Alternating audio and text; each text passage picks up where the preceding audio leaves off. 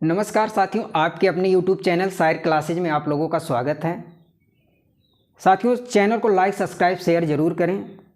ये हिंदी की आज दूसरी क्लास है। पहली क्लास में हम लोगों ने भाषा, बोली, लिपि के बारे में जाना था। आज की क्लास में हम लोग व्याकरण के बारे में पढ़ेंगे। व्याकरण किसे कहते हैं, व्याकरण का अध्ययन कितने विभागों में किया जाता है, वर्ण किसे कहते हैं। तो चलिए क्लास शुरू करते हैं। और सबसे पहले हम लोग समझते हैं व्याकरण किसे कहते हैं। साथियों, जैसे मैं एक वाक्य बोलूं कि लड़की क्रिकेट खेलता है, तो क्या यह व्याकरण के नियमों के अनुरूप है? यह शुद्ध है? नहीं, यह व्याकरण के नियमों के अनुरूप नहीं है, यह गलत है। अगर मैं कहूं कि लड़की क्रिकेट खेलती है तो यह व्याकरण के नियम के अनुरूप है और शुद्ध है। तो साथियों, वाक्य एवं शब्दों का शुद्ध रूप से ज्ञान और उनका प्रयोग हमें व्याकरण के द्वारा मिलता है। चलिए हम परिभाषा देख लेते हैं व्याकरण की। देखिए क्या लिखा है। व्याकरण वह शास्त्र है जिसके द्वारा भाषा के वर्णों, शब्दों व वाक्यों के शुद्ध स्वरूप व शुद्ध प्रयोग का ज्ञान होता है। ठीक साथियों, आगे देखिए क्या कह रहा है। लिखा है व्याकरण का अध्ययन 3 विभागों में किया जाता है। पहला हमारा वर्ण विचार, दूसरा है शब्द विचार, तीसरा है वाक्य विचार। तो चलिए हम लोग आज वर्ण विचार के बारे में पढ़ेंगे और सबसे पहले समझेंगे वर्ण किसे कहते हैं। दोस्तों, पिछली कक्षा में हम लोगों ने भाषा के बारे में पढ़ा कि मनुष्य एक सामाजिक प्राणी है, समाज में रहता है और लोगों से कम्युनिकेट करने के लिए उसे एक माध्यम की ज़रूरत होती है अपने विचारों, भावनाओं, सूचनाओं को व्यक्त करने के लिए। तो वह माध्यम हमारी भाषा है। तो दोस्तों, भाषा का उच्चारण ध्वनियों के माध्यम से होता है और ये जो ध्वनियाँ होती हैं हमारी, इनको निर्धारित करने के लिए एक विशेष प्रकार के चिन्हों को लिखा गया है। यही विशेष प्रकार के चिन्ह हमारे क्या कहलाते हैं? वर्ण कहलाते हैं। और वर्ण जो हैं भाषा की सबसे छोटी इकाई हैं। साथियों, विश्व में विभिन्न प्रकार की ध्वनियाँ बोली जाती हैं और मनुष्य के मुख से भी विभिन्न प्रकार की ध्वनियाँ निकलती हैं, लेकिन ये सभी ध्वनियाँ वर्ण के अंतर्गत नहीं आती हैं। कुछ विशेष प्रकार की ध्वनियों को भाषा के अंतर्गत लिया गया है और उनको चिन्हित किया गया है। चलिए देखते हैं दोस्तों। देखिए क्या लिखा है। भाषा की मूल ध्वनियों को व्यक्त करने वाले चिन्हों को वर्ण कहते हैं। भाषा की मूल ध्वनियों को व्यक्त करने वाले चिन्हों को वर्ण कहते हैं। और देखिए वर्ण के बारे में क्या कह रहे हैं। वर्ण भाषा की सबसे छोटी इकाई है। फिर आगे देखते हैं। वर्ण वह छोटी से छोटी स्वीकृत ध्वनि है जिसके और टुकड़े नहीं किए जा सकते हैं। अर्थात वर्ण को विभाजित नहीं किया जा सकता, उसको बांटा नहीं जा सकता। हमारे जितने भी वर्ण हैं हिंदी वर्णमाला में, उनको विभाजित नहीं किया जा सकता। फिर आगे देखिए क्या कह रहा है। वर्ण को अक्षर भी कहते हैं।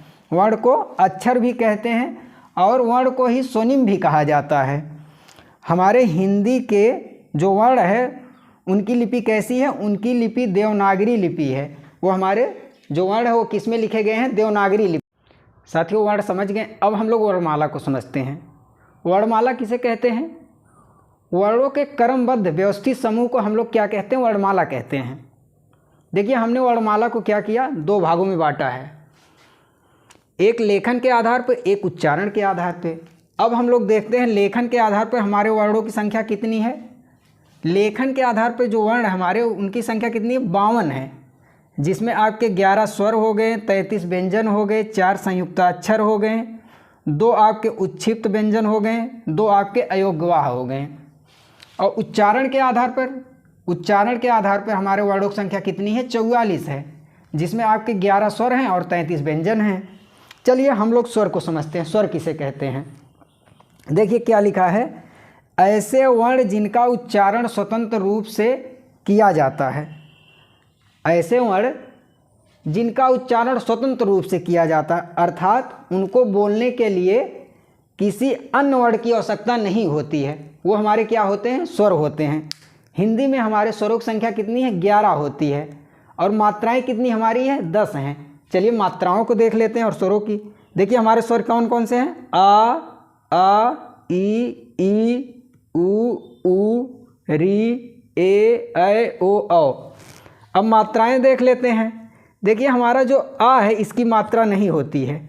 अब बड़ा आ की मात्रा देखिए इस तरह है, छोटी ई की इस तरह, बड़ी ई की इस तरह, ऊ की इस तरह, बड़ा ऊ की इस तरह, री की इस तरह, ए की इस तरह, ऐ की इस तरह। ये हमारी क्या हो गई मात्राएं।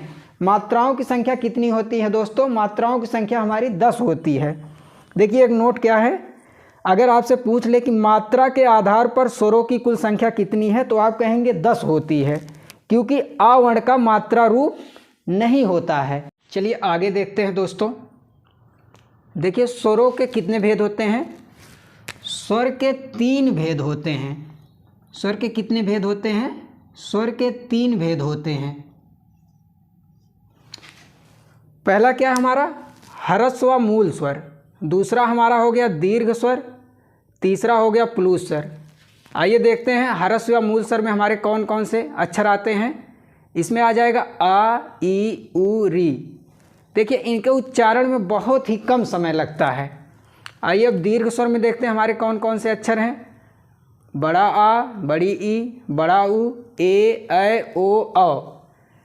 इसके उच्चारण में जो है ह्रस्व स्वरों की तुलना में 2 गुना समय लगता है दीर्घ स्वरों के उच्चारण में। अगला हमारा क्या है? प्लुत स्वर है। अब देखिए प्लुत में आता है ओम हमारा आता है। आजकल इसका प्रयोग नहीं होता है और इसका जब हम लोग उच्चारण करते हैं तो इसमें जो होता है इसके उच्चारण में ह्रस्व स्वरों की तुलना में 3 गुना समय लगता है। आइए हम लोग एक बार अपनी जो वर्णमाला है उसको देख लेते हैं। वर्णमाला हमारी देखिए हमारे स्वर कौन कौन से हैं? आ, ई, उ, री, ए, ऐ, ओ, औ। अब देखिए इसमें आता हमारा एक अंग और आहा। अंग जो होता है इसको बोलते हैं अनुस्वार और आहा को विसर्ग बोलते हैं। अब जब का से हम लोग शुरू करते हैं तो ये हमारे यहाँ से व्यंजन शुरू हो जाते हैं। अब देखिए क्या है? का, खा, गा, घा, अंगा। इसको बोलते हैं का वर्ग। फिर उसके बाद देखिए क्या है? चा, छा, जा, झा, इया। इसको बोलते हैं चा वर्ग। फिर है टा, ठा, डा, ढा, अड़ा, डा, ढा। इसको बोलते हैं टा वर्ग। फिर देखिए आगे क्या है? ता, था, दा, धा, ना। इसको बोलते हैं ता वर्ग। फिर हमारा है पा, फा, बा, भा, मा। इसको बोलते हैं पा वर्ग। फिर आगे देखिए क्या है? य, र, ल, व। इसको बोलते हैं अंतस्थ व्यंजन। फिर हमारा क्या है? स, षष्ठी स, छोटा सा हा। ये ऊष्म व्यंजन इसको बोलते हैं। फिर है छ, त्रा, ज्ञा, सरा। ये हमारे क्या होते हैं? संयुक्त व्यंजन होते हैं। आइए दोस्तों कुछ और चीज़ों के बारे में जानते हैं स्वरों से संबंधित। देखिए दीर्घ संधि स्वर कौन कौन से हमारे होते हैं? बड़ा आ, बड़ी ई, बड़ा ऊ। फिर देख लेते हैं संयुक्त स्वर। संयुक्त स्वर कौन कौन से हमारे होते हैं? ए, ऐ, ओ, औ। एक आता है आगत स्वर। अगर कहीं पूछ ले आगत स्वर तो आप क्या बताएंगे? बड़ा आ, ऊपर ये बिंद। फिर आता है हमारा अग्र स्वर। अग्र स्वर कौन कौन से होते हैं? छोटी ई, बड़ी ई, ए, ऐ। मध्य स्वर कौन कौन से होते हैं? मध्य स्वर सिर्फ एक होता है, छोटा आ। पश्च स्वर बड़ा आ, उ, बड़ा उ, ओ, औ, आ। यही दोस्तों हमारे जिह्वा के आधार पर स्वरों को जो बांटा गया अग्र, मध्य, पर पश्च, ये हमारे जिह्वा के आधार पे हैं। फिर देखते हैं समृद्ध स्वर। समृद्ध स्वर कौन कौन से हमारा है? ई, बड़ी ई, उ, बड़ा उ। फिर आता है अर्ध समृद्ध स्वर। अर्ध समृद्ध स्वर कौन कौन से हमारे हैं? ए, ओ। फिर विवृत स्वर। विवृत स्वर हमारे कौन कौन से हैं? बड़ा आ, ऐ। फिर अर्ध विवृत स्वर कौन कौन से हैं? ए, आ, ओ, आ। तो दोस्तों स्वर खत्म हो गया है। अब कल हम व्यंजन के बारे में चर्चा करेंगे। कल की क्लास में हम लोग व्यंजन के बारे में पढ़ेंगे।